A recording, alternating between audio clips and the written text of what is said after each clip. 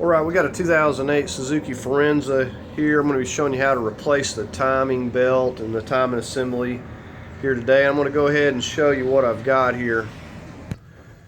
Okay, so I'm going to leave a link to this. I ordered this kit from eBay, and basically it comes with a new serpentine belt. We got the timing belt, we got the tensioner, we got the idlers, and we've got the crank and the two cam seals. So everything, I think it was like $59, $60 for this whole entire kit. So really a good deal. So I'm going to leave a link to that. Okay, now I do have the engine out of this. Now obviously you'll be doing yours probably in the car, but I figured this would give you a really good view of all the components and everything that we're going to need to remove. Now the very first thing that we're going to start on down here is our crank pulley, and you'll note we've got 4 Allen bolts and we've got the center bolt there as well. So we're going to start with those Allen bolts. If somebody's worked on this before, like these are a little bit mangled up, you may have a little bit of trouble. You may have to figure out how to get a hold of them and some other various means, but we're going to go ahead and get a 6mm Allen head socket, and we're going to start on those Allen bolts. Okay, now I will say that an impact is going to be ideal in a situation like this if you can get a hold of one. If not, you could use an Allen, regular Allen, and a hammer. But this is a 6mm. Said some of these are mangled up. I would expect that someone has been in here before. Now this motor has about 74,000 miles, but I'm putting it in, so I want to make sure that I've got a new timing assembly. You know, you want to change these out no more than 100,000. I think they recommend about 80,000. So there's our little Allen head. You can see somebody's kind of mangled these a little bit. So this pulley here, let me zoom out here a minute, has rubber around here. Now these do deteriorate and you have to replace these sometimes, so be aware of that. Inspect that as you're going about working on this. Okay, and don't be surprised if this bolt's not going to be really tight. You may have to even use a heavy-duty impact. I got one that's bigger if this one, smaller one, doesn't break it loose. If you're not using an impact, you're going to have to get a tool to hold this steel. Basically, you'll have to get in these holes and hold this from moving, or get something on your bolt heads or something, devise something to hold it still. But an impact is going to be much easier. You can get some pretty heavy-duty, even cordless impacts now, but we're going to go ahead and get on here. It's a 17mm. We'll see what this will do. Okay, that was no problem at all. Kind of makes me suspect that someone has had this off previously. So there's your bolt. Now this has got a keyway on it, so it should just work itself right off. Let's zoom out here. So it should just come right off. It's got a paint mark right there regardless as to the way that it went. Okay, I stand corrected. It's the actual sprocket part that has the keyway. This part comes off just removing those bolts there, and it doesn't have a keyway. So put you a mark on there to make sure you put it back the way that it was. Okay, so anyways, this just separates without independent of that bolt. The bolt is what holds this sprocket here on. Now, I don't know how difficult this is going to be to remove. I may have to have I'm sure I'm going to have a puller for it, but it's got, you can see the keyway right down here, and that is what lines that up. So this part, it really doesn't matter a whole lot. It just needs to line up with the holes and everything. But we took that off, and I guess that's just an easy way. Now, if you weren't going to be messing with the seals in behind here, you wouldn't need to remove this if you're just doing the belt. But I'm going to be replacing the seals and everything we got here, so all this is going to be coming off. Okay, so we got a 10 millimeter. We're going to get on these two right here.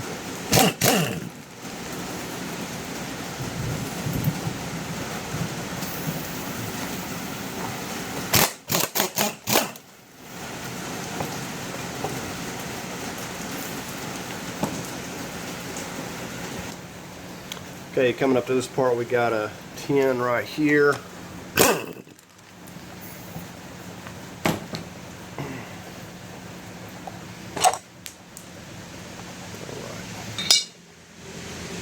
Those are just the bolts that go here.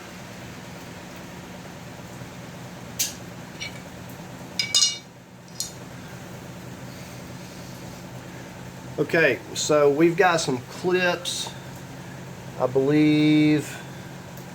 Let's get on these clips here. Okay, first clip on this side. Let's unfasten that. I believe there's supposed to be another clip over here, but it's broken. Okay, we'll go ahead and take this off of here now. This cover seems to be in pretty good shape. It's just missing the clip over here. That's all that cover is. And I was looking, these things are really not very easy to find.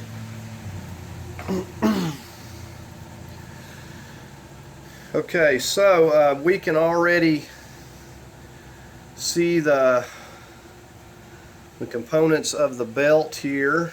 We can see so we've got some marks here.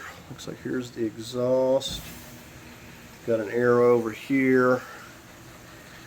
So we're going to put the bolt back in it down here so we can rotate this. We're going to get everything lined up the way it's supposed to be.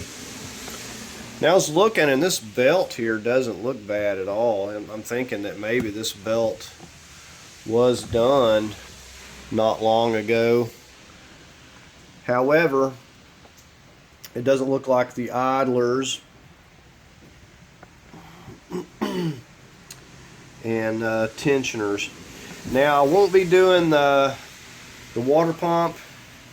You know, really, that's probably a good idea to do that, but I'm not going to be doing the water pump at this time. But we are going to take care of all these tensioners and everything.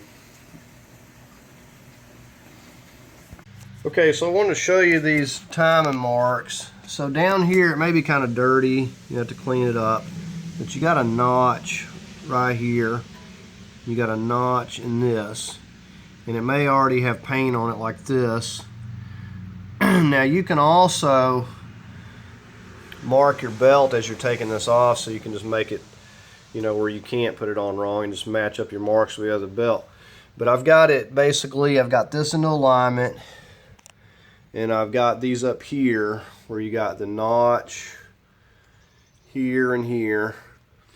And then we've got this arrow pointing up to here. And if yours looks like this, and you'll have this GM symbol, and then there's a point going up to that. It's pointing up to that side. So this is in proper alignment. Now these here, they got marked as well. Well, these are like lining up. I guess there's a way of double checking. So this is where it's supposed to be. So this is where we're going to make sure that we line it back up. So we're going to leave it right there. We don't want to be turning these once, you know, we get this off, this belt off. We don't want these turning and banging, because it can mess up the valves and stuff. So what we're going to do is we're going to go ahead, and I've went ahead and knocked this over while I was holding on to this a little bit. And you can You can get a strap wrench or something to hold this, or you could put something in here to kind of hold it, and I was just holding it while I was bumping it loose, and I went ahead and took these here loose, so I've got them loose, but I'm not going to take that bolt out yet. I just want those loose while I had the belt on. So the next thing that we're going to focus on is we're going to get on, take this tensioner here loose. We're going to loosen this bolt right here. Okay, this tensioner right here is a 13.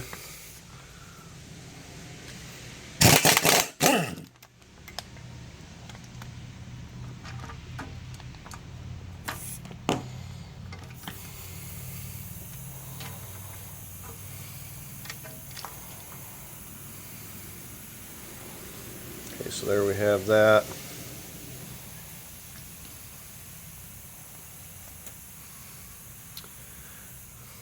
Right, we can go ahead at this point and start slipping this belt off. So I got marks on this belt. Sometimes, you know, a belt will look good, but it will not be good when you go to really examining it.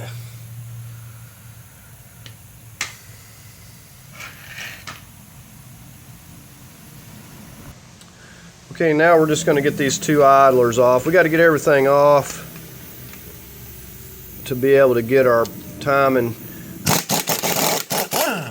rear timing cover. Alright, so there's that idler. We'll get the one over here. These are 13s.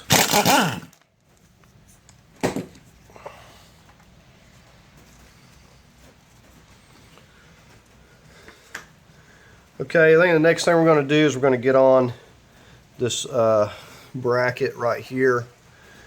Figure out what size these are. Okay, these are 17s. We're going to go ahead and start taking these out. And we got another one on the bottom.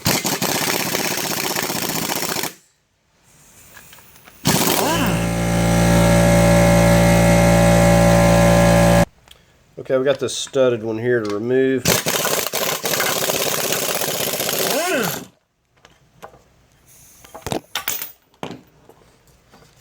Okay, now we can take this down. Okay, now we're just going to finish taking this bolt out. Now this sprocket here did move a little bit. We'll move that back when we install the belt. It's not uncommon. You can see how it's got its alignment pin right there. So we want to make sure that we put that back exactly like that.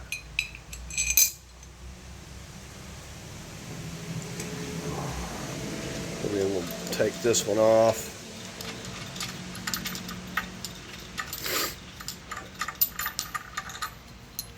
And it's got the one pin right here.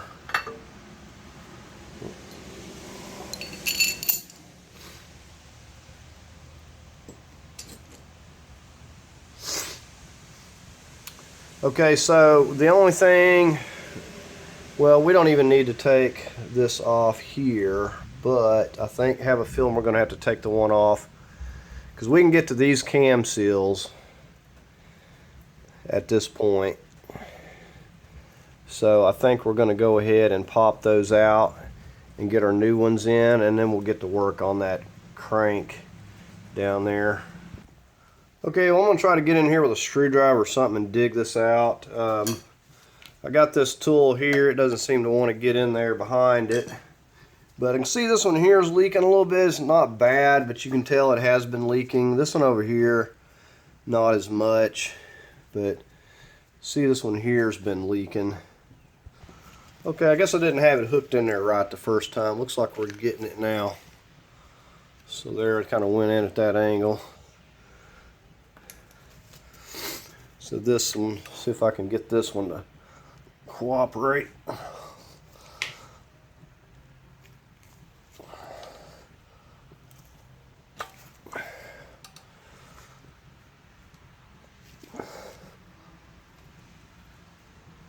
What you don't want to do is scratch the inside of this or this. Alright, so let's get our new seal over here. We'll wipe this out a little bit, put a little clean oil. Okay, oil works just fine. I've got some of this assembly lube, and I'll just run this around it, and I'll run it also around the inside of this, because you never want to install any kind of seal dry. So don't be afraid to oil it down real good. It's not going to hurt it any. Some of these you can just push them in place, but don't push it too far. Just get it where it's even.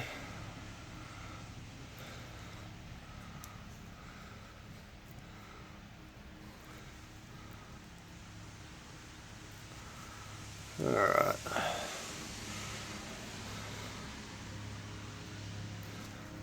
Okay, so that's flush. So that's good. We're just going to do the other one the same way here. Okay, so there's that one. Very easy to put these in place here. Those bolts were T50s, by the way. Torx heads. We'll put those back on after we get on the crank here. Okay, so I went and found me some bolts here to fit. Now, it's very important that, I don't know what the size is, but it's very important to make sure the bolt you're using threads in here easily all the way with just your fingers, or do not use it, because you want to make sure that you got the very same threads that's required here. So I'm going to put in 3 of these. It's just a standard puller. Well, this is not going to work like this. I may only be able to get a couple of them in here.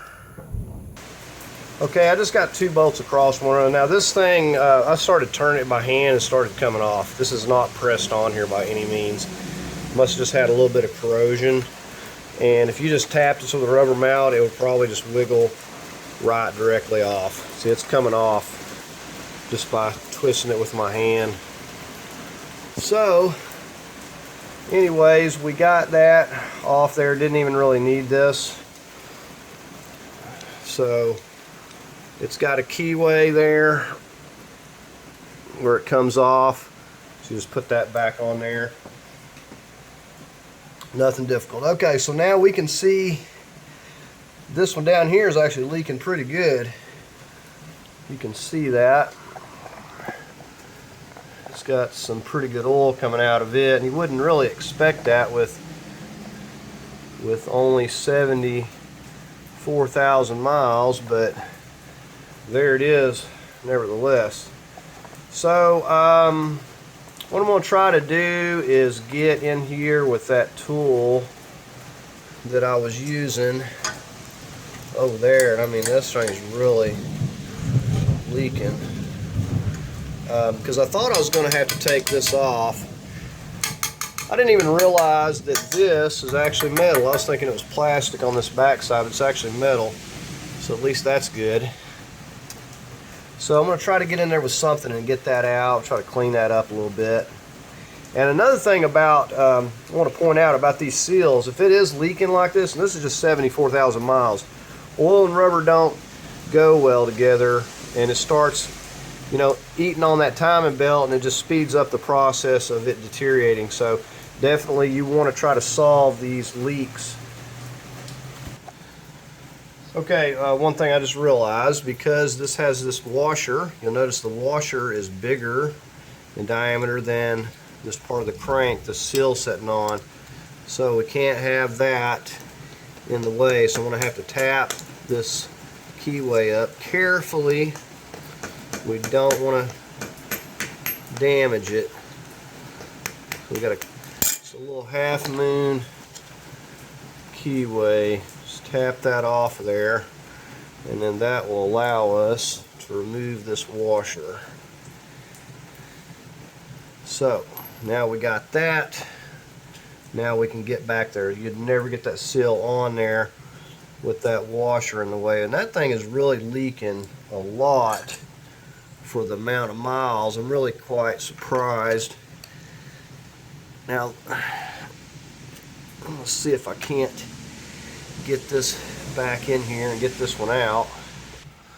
Okay, I finally got it going. Now this one here is really stubborn, and a lot of times I'll go in with like a screw, get a little hole started and get a screw and go in and just push it off that way. It works really well too if you don't want to damage your crank or the inner part of that seal. So we're going to wipe that up, and the same way we're going to go and we're going to lube this really good and slap it into place. Okay, we got our assembly lube on here. We're getting ready to push this one in place. Hopefully it will push on as easily as the others.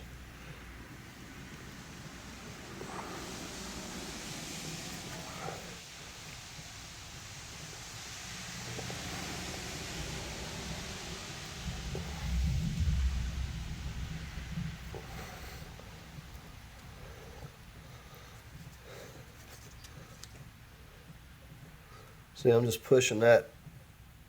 I did clean that out well.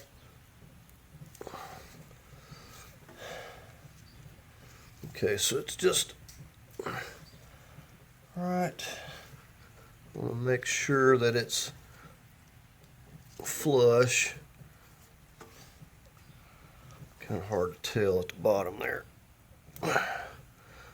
Okay. All right, so we've got that nice and flush there. And so this has come apart a lot easier than I would have ever imagined. And I'm still just in disbelief at how bad this seal. See, this thing was really leaking something terrible to have really not that many miles.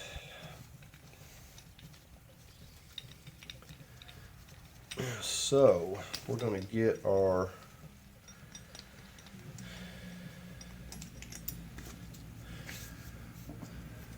alright, so this goes back on there like so, and this we have to tap back down in place. It's just a nice tight little fit, just gently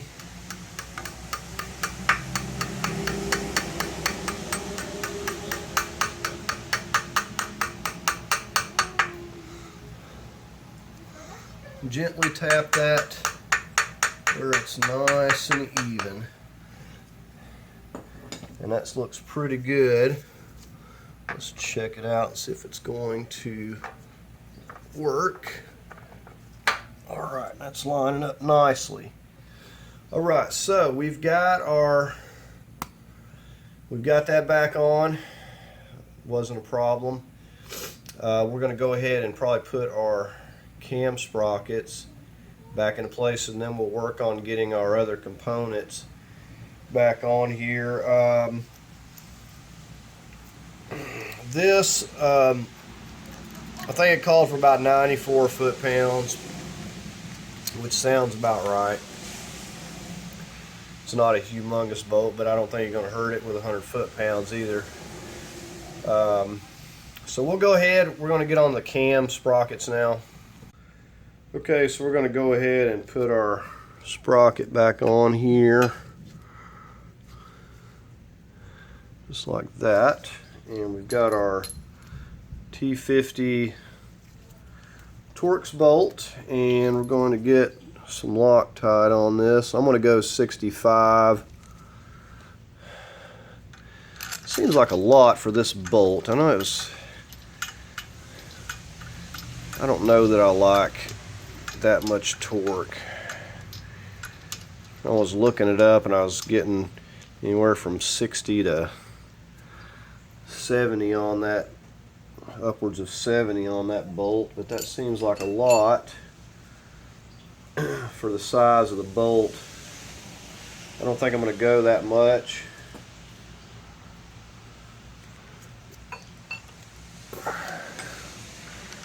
Got Loctite on that one.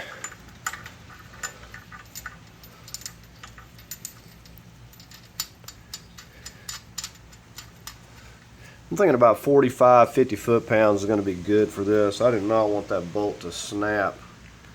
Seems like awful lot of torque. But that's what I was getting when I was looking it up. But anyways, I think I'm going to go like 45 to 50 foot-pounds on these. I'm going to get something in here and kind of hold this a little bit while I get my torque wrench. I could use a strap wrench too, but I need to get these torque. I don't want these moving. Bottom line, I do not want this moving around while I am taking my torques and snugging this up. But yeah, I'm thinking 45 to 50 is going to be good on this. That is a tremendous amount of torque. Go 60 on this. They were pretty tight though, I must admit. So anyways, I'm going to come up with something here because I don't actually have a tool. I wish I had a tool that would just fit right in here to hold it, but I don't really have that, so I'm going to have to get something in here, a little bar or something just to hold it still, and figure something out here. May use my strap wrench, maybe it'll hold it. Okay, on this side I took a 1/2 inch bar and I went right up through here and I just basically held it. As you can see, it's staying in place. And 50 foot-pounds on that one. Really thought about stopping at 45 because that seemed like a lot on that bolt, but I felt like it could handle 50, so we went ahead and put it down to 50, but I definitely don't want to go any more than that. This one over here, I haven't figured out how I'm going to hold it just quite yet. They don't give me a lot to work with here. Okay, on this side I got a big screwdriver. I just come right down in here and holding pressure against it here, and I was kind of holding it down with my knee while I was taking this and popping. I mean, it worked just fine. It didn't take me but a few seconds to set it up, and got the 50 foot-pounds on this side. Okay, the next thing we're going to do is get our tensioner into place. You'll note here is the part that's going to be turning to that location we wanted in that notch right there. But this part is going to go right down here. See how it sets in between these two little places right here. So we're going to take some Loctite and douse our bolt down good. Don't want things coming loose. Alright, so I'm going to go right in here. You see how it went into place in between those two nubs right over here. Let me show you. Okay, so right there, that's meant to go right in there so that part doesn't move when we're tightening it.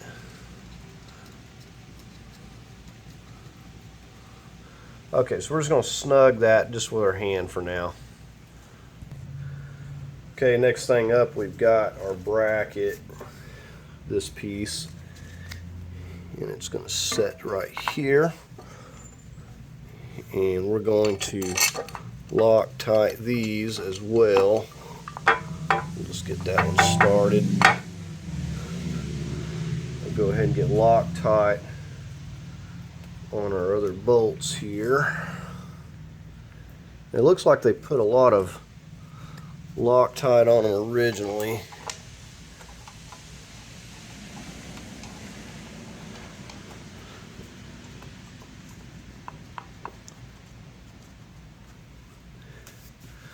Even the impact was struggling a little bit taking these loose, so whatever Loctite they used, it was really good stuff.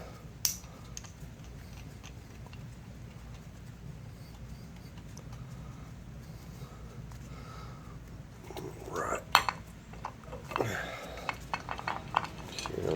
this one back out. Get some on here.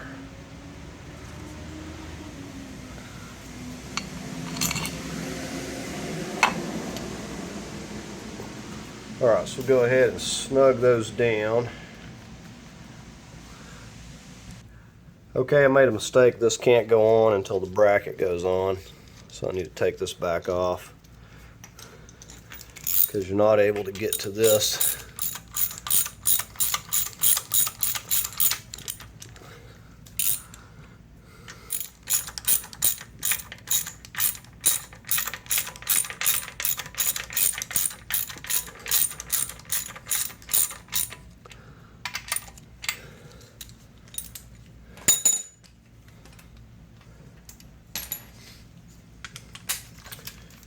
Alright, we're going to torque this to 41 foot-pounds.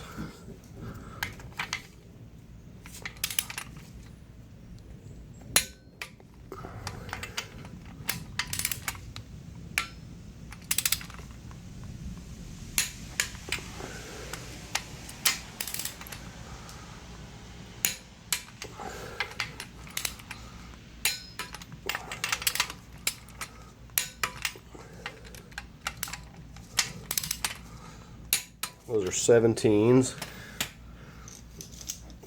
All right, so let's go ahead and get our tensioner. Some more Loctite on there. Go ahead and set that back in place.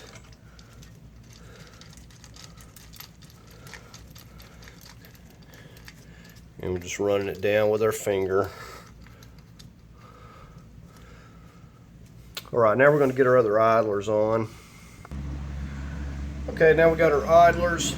Already put some Loctite on here. Now you probably noticed that these are the same. Just one gets flipped one way and one gets flipped the other. So this one goes on here.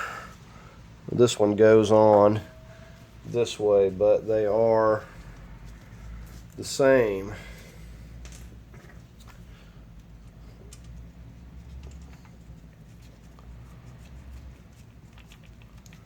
We're going to tighten these down to 18 foot-pounds.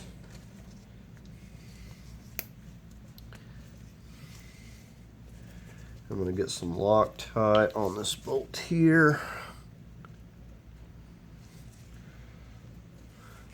So we're just going to flip this one over this way. And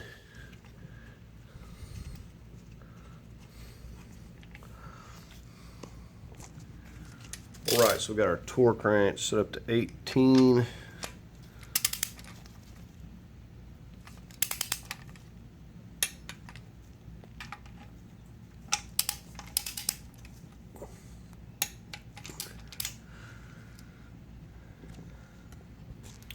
Okay, so now we're ready to start routing our new belt around on here. And we're going to start down here at the bottom. It's the most difficult to get the bottom started. Okay, another thing that I did just to double check myself, to make it a little easier, I put marks where the old belt was according to the marks on the cam. So I got marks there. I also put some marks down here that are going to correspond with that, so that's going to help me quickly make sure that I do have it right. So I've got this tool up here just to move this a little bit. You can see it moved some, not a lot. Moved just a tooth there, but I'm going to use that to kind of move it where I need it as I get this belt on here. Okay, so I actually struggled with this for a minute, getting this belt lined up. I was showing you I put marks on my belt, so initially when I put it on here, I went by the marks that I had. I lined up the sprockets, and it actually helped me, and I got it on the first go without having to readjust it, which I'm glad, because this belt is like new and it's really tight. I was unable to slip it on. Usually you just slip them on at the tensioner.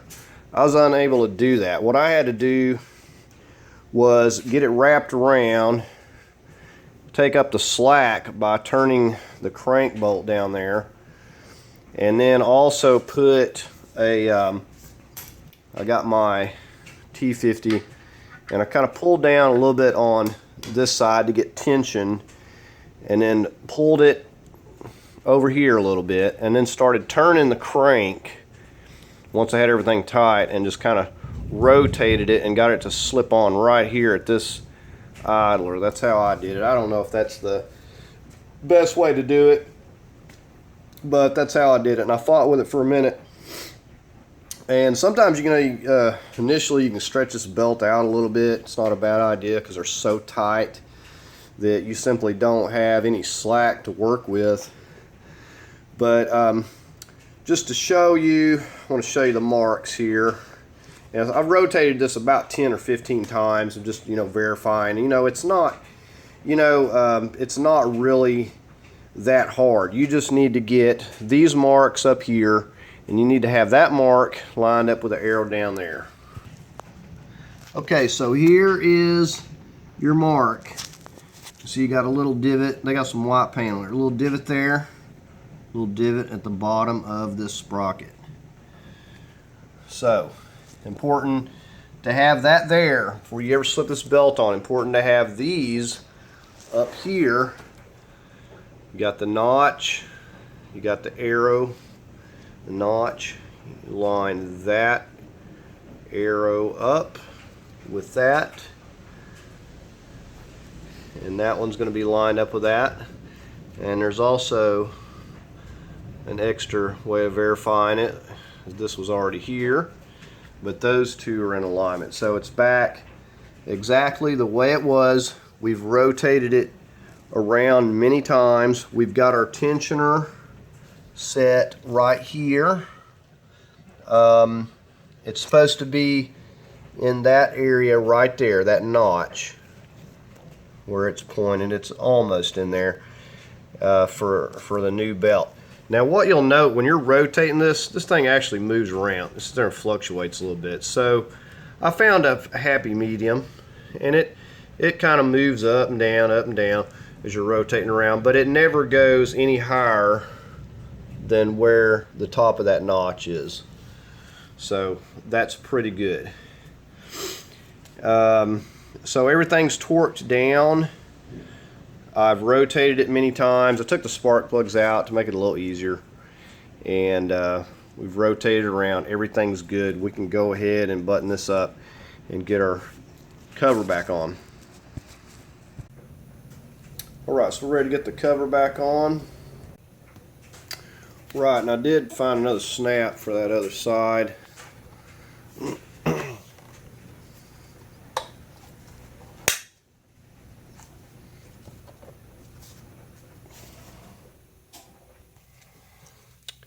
We're going to put a little Loctite on these. I think these were calling for like 55 inch-pounds or something. Just don't get them very tight.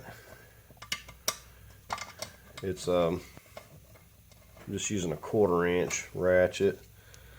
Looks like I've got a little rubber grommet was trying to push out on me, so I'm just using a little 1/4 inch ratchet. But I did put some Loctite on them. And see, these are already stripped, looks like.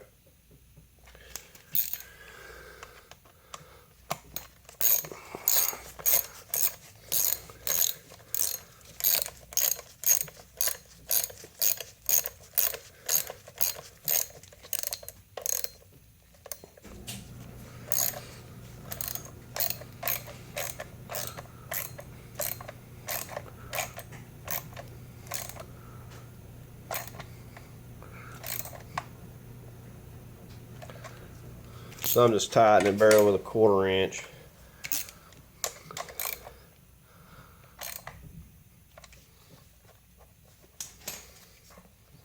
We'll check our seal. Okay, now we'll get this little piece back in here.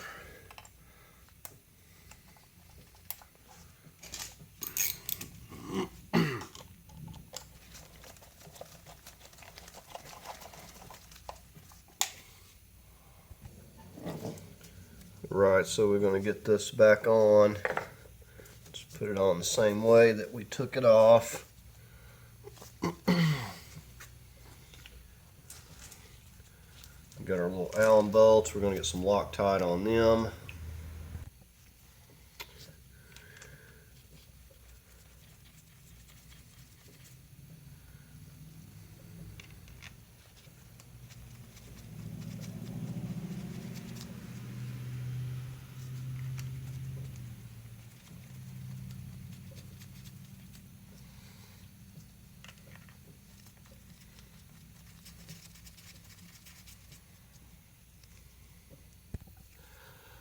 Okay, I've got this set to 35 foot-pounds. So I've also Loctited each one of these. I'm going to have to hold this a little bit.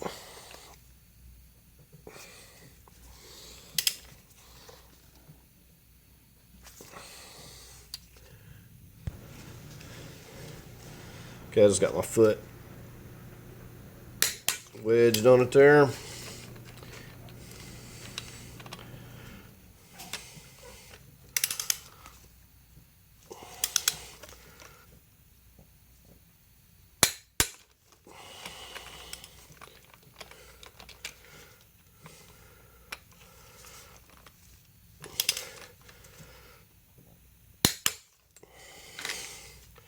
Let's go around and double check them in just a second.